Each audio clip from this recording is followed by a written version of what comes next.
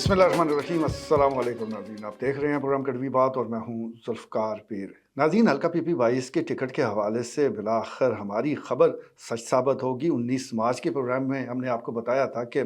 सरदार मंसूर यार टम्मन के लिए अगर कोई बड़ा ख़तरा है उनकी टिकट को लेकर तो मलिक फ़लक शेर अमान है, और आज हमारी बात बिल्कुल दुरुस्त साबित हुई। आज जब पार्टी ने टिकट जारी किया तो उस पर मलिक सरदार मंसूर यार टम्मन की जगह मलिक फ़लक शेर अमान का नाम लिखा था। इससे पहले भी इस हवाले से काफ़ी दिनों से चहमागोइयाँ जारी थी। सरदार मंसूर यार टम्मन वो काफ़ी पुरुम्मीद थे, उनके भी बड़े ताकतवर लोगों से राब्ते थे, लेकिन साथ साथ जो होमवर्क मलिक फ़लक शेर अमान ने किया और बिलखुसूस फिर उन्होंने अरकान कौमी और सूबाई असम्बली की हमायत हासिल की, तो उनकी उनकी उनकी ये जो मूव थी वो काफ़ी बेहतर रही, और इसी मूव के नतीजे में उनको पाकिस्तान मुस्लिम लीग नून ने टिकट जारी कर दिया है। अब इसके बाद ये सवाल उठता है कि मलिक फ़लक शेर अमान अब क्या करेंगे, क्योंकि टिकट तो आ गया, बाल उनके कोर्ट में आ चुकी है, और अब वो अपनी इलेक्शन कैंपेन को किस तरह आगे बढ़ाएंगे। इसका सादा सा जवाब है कि उनको सरदार गुलाम अब्बास खान की भी हमायत हासिल है, साथ साथ जो मलिक शहरयार अमान है मेंबर सूबाई असम्बली, वो भी अपना जो हमायत का वज़न है वो उनके पलड़े में डालेंगे, तो उनके लिए इलेक्शन कैंपेन चलाना निस्बतन आसान है। और दूसरी तरफ सरदार मंसूर यार टम्मन के हवाले से भी यही सवाल उठता है कि अब वो क्या करेंगे, क्योंकि पहले भी इलेक्शन में वो दस्तबरदार हुए थे तो बाज़ शराइत के साथ हुए थे, गो वो शराइत मंजर आम पर नहीं आई थी, लेकिन वाक़फ़ान हाल ये जानते हैं कि उनको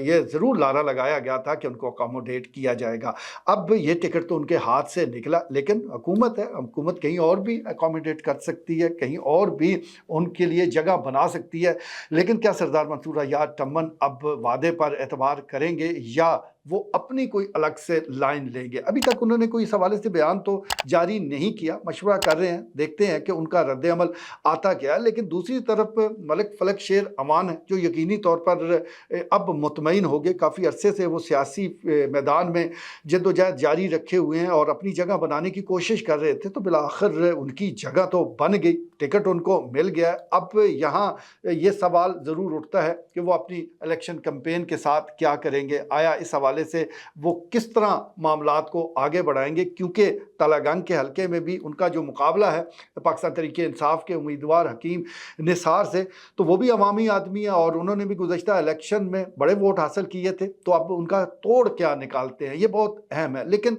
एक बात तय है कि मलिक फ़लक शेर अमान को टिकट मिलने के साथ जो कारकुनान हैं उन्होंने यकीनी तौर पर इत्मीनान का सांस लिया होगा, क्योंकि तलागंग में भी बहरहाल अब ये मूवमेंट ज़रूर मौजूद है कि सरदारान को ज़रा पीछे किया जाए, अब किसी और को मौका दिया जाए। सरदारान के हमायती भी मौजूद हैं, लेकिन साथ साथ अब अवामी जो तर्ज सियासत है उसके चाहने वाले भी मैदान में उतरते जा रहे हैं, उनकी भी बड़ी तादाद है। और ये हमने देखा भी हकीम निसार की शक्ल में कि जिस तरह वो आम कारकुन है, लेकिन जब वोट निकले तो गिने नहीं जा रहे थे, तो कारकुनों को अब वज़ीराई मिल रही है। और मैं समझता हूँ कि ये वजह हो सकती है कि जो मुस्लिम लीग नून की क़यादत ने मलिक फ़लक शेर अमान को वो मैदान में उतारा है। अब देखते हैं कि ये जो नतीजा है ये किस तरफ जाता है, आया पार्टी का ये फ़ैसला कितना फ़ायदेमंद होता है और कितना नुकसानदेह, इसका तो फ़ैसला 21 अप्रैल को होगा। लेकिन इलेक्शन कैंपेन बाज़ाब्ता तौर पर आप कह सकते हैं कि आज से शुरू होगी, क्योंकि अब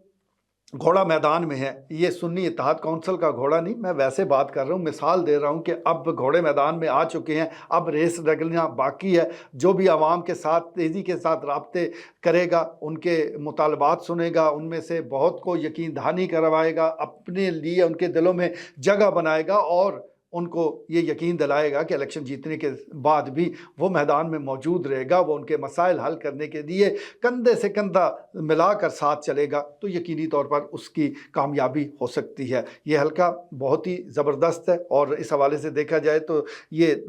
जो तलागंग शहर है उस इन इलाकों पर मुश्तमिल है। 40% ये तहसील तलागंग और तकरीबन 60% तहसील चकवाल के इलाकों पर मुश्तमिल है। तो एक बड़ी कैंपेन की ज़रूरत होगी और इस सिलसिले میں سردار غلام عباس خان اور ملک شہریار امان کا بڑا رول ہوگا، لیکن ساتھ ساتھ ملک فلک شیر امان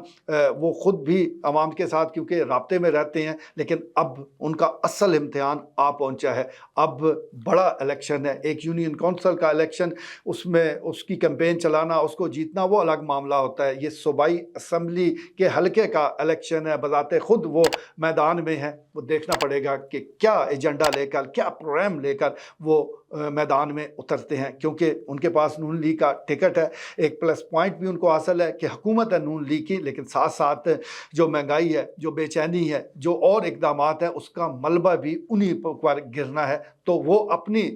جو اقدامات ہیں، اپنی جو تقاریر ہیں، اپنے جو بیانات ہیں، وہ کس انداز سے وہ دیتے ہیں اور اس الیکشن کو اپنے حلقے کی سیاست تک لے جاتے ہیں، اسی میں ان کی کامیابی اور ناکامی چھپی ہوئی ہے۔ آج کل کیونکہ جب بھی کسی بھی حلقے کا الیکشن ہوتا ہے تو وہ صرف اس حلقے تک محدود نہیں رہتا، لوگ ملک کی سیاست کے ساتھ جوڑ کر ووٹ کرتے ہیں۔ اب ملک فلک شیر امان کی ان کا یہ امتحان ہے کہ وہ اپنے حلقے کی سیاست کو ملک کی سیاست سے الگ کر کے ووٹر کو یہ یقین دلائیں کہ ان کی کامیابی اسی میں ہے کہ ووٹ فلک شیر امان کو ملے اور وہ اسمبلی پہنچے، ورنہ بصورت دیگر حکیم نثار کی جو کیمپین ہے وہ تو چل رہی ہے، وہ تو روزانہ جو ٹی وی پر دکھایا جاتا ہے وہ ان کی کیمپین ہے۔ روزانہ جو ہم دیکھتے ہیں کہ 6 ججز نے خط لکھا، حکیم نثار کی کیمپین آگے بڑھ رہی ہے۔ جو عمران خان کے بیانات آتے ہیں، جو ان کی پارٹی کے ساتھ ہوتا ہے، حکیم نثار کو اس کا فائدہ ہوتا ہے، تو ان کی کیمپین تو وہ ٹی وی پر روزانہ چل رہی ہوتی ہے۔ ملک فلک شیر امان نے اس میں اپنے لیے جگہ بنانی ہے، اس کا توڑ نکالنا ہے۔ بڑا امتحان ہے، لیکن بڑے امتحان کے بعد ہی ایک بڑی منزل وہ آپ کی منتظر ہوتی ہے۔ آج کے لیے اتنا ہی، اجازت دیجیے، اللہ نے کے بعد۔